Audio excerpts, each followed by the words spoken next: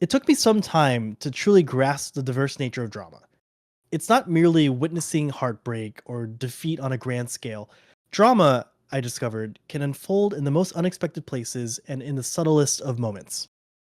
It's about the journey of self discovery amidst the mundane chores of farming, or the struggle to tame one's inner demons until achieving a harmonious musical crescendo.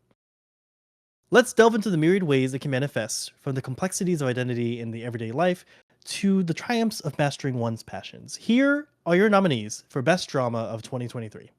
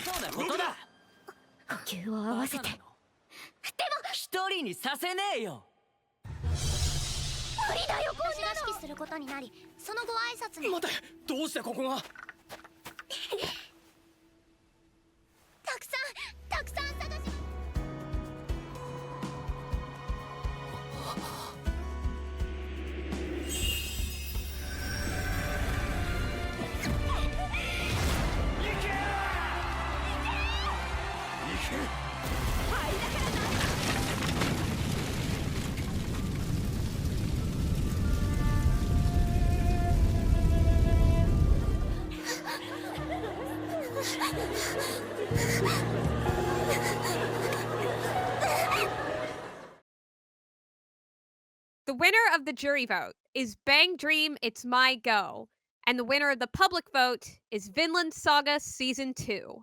So, my first thought upon seeing this is hell yeah, Vinland Saga Season 2. I voted for this one. Oh my god, I love Vinland Saga so very much.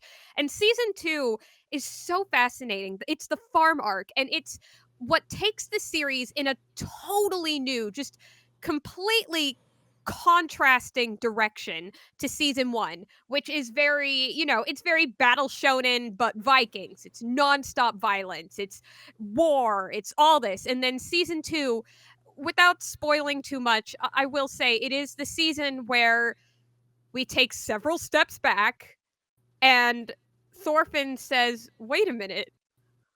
War is bad actually." um and it takes the series in such an unexpected direction, and it's so wonderful. I love everything about Vinland Saga, honestly. Uh but I tell you what, I have not seen Bang Dream It's My Go. Tell me a little bit about Bang Dream. Yeah, certainly. So this is It's My Go is technically the fourth season of Bang Dream, but this one is standalone. It doesn't require, having seen the first three seasons. It's a focus on a new cast, a new band, and it's a very personal drama of characters coming from this understandable, genuine place about where they are just these very broken people. They are I struggle to call any of the Mygo characters like normal, well-adjusted social people, just like normal people, but they are relatable, they're understandable, they're flawed, and I think it's just a really gripping like personal drama of how these characters struggle with issues in their lives. They have to learn about places where they belong. And one of the characters likes penguins, which is always a big bonus to any show. Now Always a we bonus, we honestly. we see the truth comes out. Yeah, I mean that's actually the only important part of anime is how many penguins are in a show, and my go passes. So Which it's why Ava is so influential. of course, Um, but I want to kind of circle back to Vinland just because I know the season it so grew on me just because of the kind of setup that the first season it gives you that expectation of what's to come, and then it doesn't come. But then the more and more I watched farming, the more and more I found myself getting drawn into its world, and it really goes to show why the first season is very often called the prologue arc, right?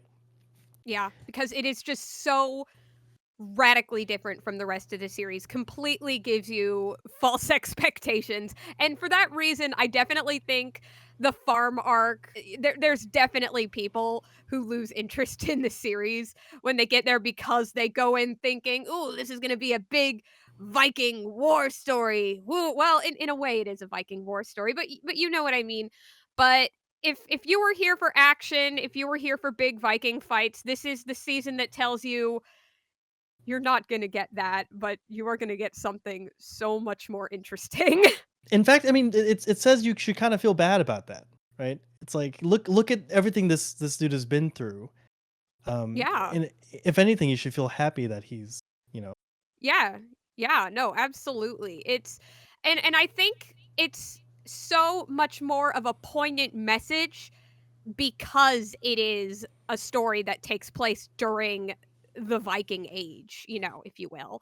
Toward the end of it, granted, but what do I know? I only have a master's in medieval history. I Okay, okay. okay, no, I'm sorry. I'm I sorry. thought you had a master's in yaoi paddles, but Well, I it's have that one too, actually but okay. I have a wall of master's degrees actually. It's actually very uncanny to, when I move uncanny. Why did I use the word uncanny? I meant inconvenient. It's very inconvenient when I have to move. I digress. Point is, yeah, no, I think it is all the more of a poignant message being set in the Viking era, which is an era which is so rooted in the glorification of war, the glorification of violence. It's one of those things that we just kind of associate with Vikings. I mean, yeah, that's the whole thought. Just that much more poignant of a message, being rooted in a historical time and place, which even today we know for the glorification of violence. All warriors want to die in battle and go to Valhalla, stuff like that. At the same time, as I mentioned in the intro, it's it's such a boon of drama that it can come in so many forms. Upon hearing that description of Bang Dream by Kanzion, what do you think? Would you are you interested in seeing something like that? This kind of like mishmash of these flawed protagonists trying to make their way. It's from my understanding that they're basically forming a musical group, but they're doing so in the beginning for their kind of like own selfish reasons until it eventually meshes and becomes like a coherent whole. Yeah, I think that's accurate. They, it's definitely a lot of mishmashing interests at the start, often conflicting interests, and you know, things come to a head, and they have to figure out like, hey, how can we sort this out? How can we resolve each other's personal issues, and like, why are we so split on what this band is meant to be?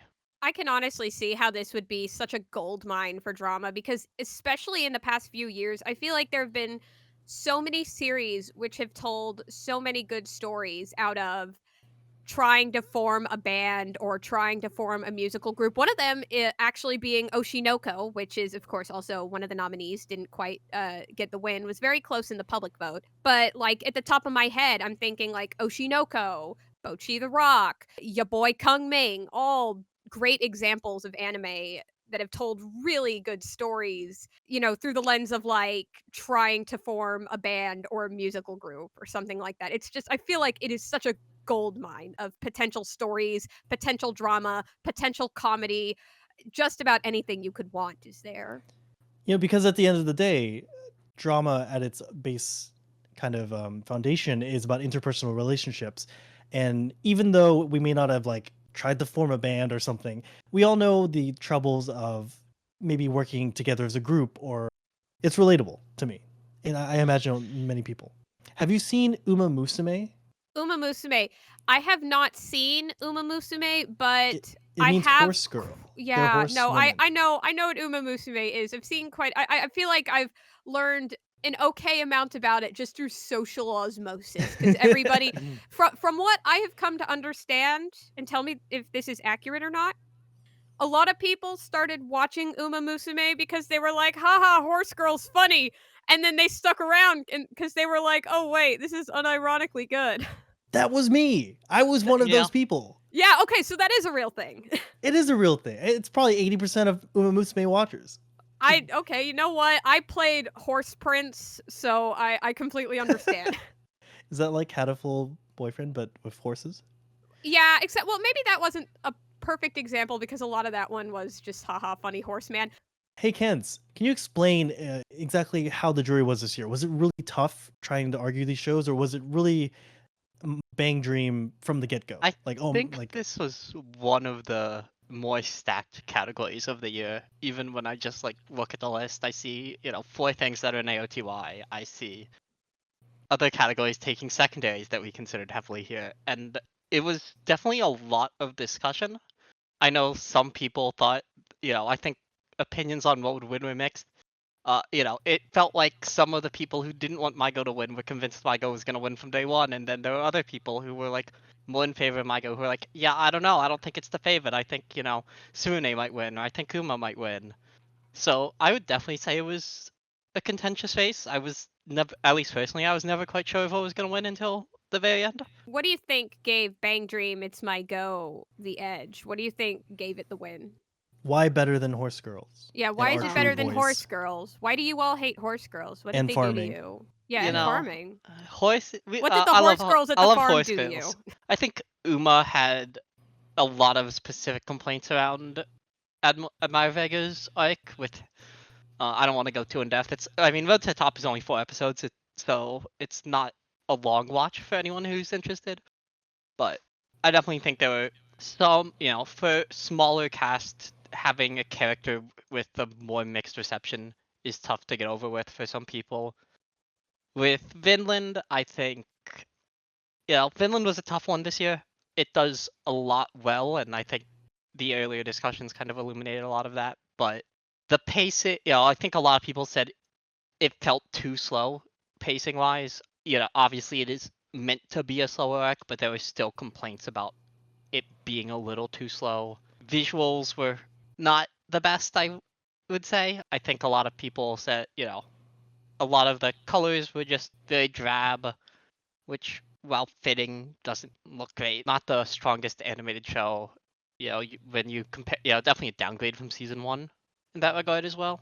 I think it was a close race all around, and oftentimes it just comes down to really minor things. Again, we have to take into account that this is the top of the top. This is the best 8 dramas out of a year that probably had over 100. So Yeah. you could really rearrange these in any order, and it'd be probably a good list. What about the public vote? Was that very close? I'd have to look at the numbers, which might take a little bit. Okay, then that's totally fine. Because I'm not gonna lie, going into this, I was thinking in the public vote, it really could go between Vinland Saga and Oshinoko because people who've seen Vinland Saga for the most part love Vinland Saga, and I say for the most part because, like I said earlier, there were definitely some people who did not like the direction the series takes in the farm arc, and then Oshinoko, of course, was if you just want to talk sheer popularity, without question one of the most Oh, for popular sure. anime of Yeah. last year. Like certainly you want to talk like in terms of like just number of people who watched it. I'd be shocked if there was a more like watched anime that wasn't a second or third season of something. I would be shocked if there was just a more popular show of last year in general than Oshinoko, really. Fair, yeah, Like, because including Oshinoko sequels. really blew up. Yeah. It was definitely just a massive hit. Oh yeah, Well, for sure. this has been a wonderful conversation, truly, and I want to thank both of you for joining me. Thank you for letting me be here. No, how about this? I don't want to use it as like a party trick or something, but I know No, that go ahead. you. Use me as a party trick. Well, obviously, you know a lot about medieval history. Would you mind just giving us 1 or 2 fun facts about the period that Vinland Saga is set in, and, Well, I and got how my realistic master's it in is? medieval history because this is my favorite party trick. So, there is in one episode of season 2 of Vinland Saga, Canute is sitting on a desk, and this isn't in the manga, this is just in the anime. And if you look at the books on Canute's desk, those books have the same cover as the St. Cuthbert Gospel. The St. Cuthbert Gospel being the oldest book, like the oldest intact book from England. You can see it on display at the British Library in London today. But it's a really funny story how we still have this book. I have a video where I go more into detail about this if you're interested. But the long and short of it is that way, way many centuries ago, there was this British saint, Saint Cuthbert, and his body was believed to have been incorrupt, and what an incorrupt body is a whole other can of worms. But suffice to say, back then, it was considered to be a sign of sainthood. So every couple of years, after St. Cuthbert was made into Saint Cuthbert, they would put his body on display, or they would otherwise find excuses to look at it, and they would routinely pluck items from his tomb. And the book, the St. Cuthbert Gospel, is one of them. It is such a cool little item, really awesome historical artifact.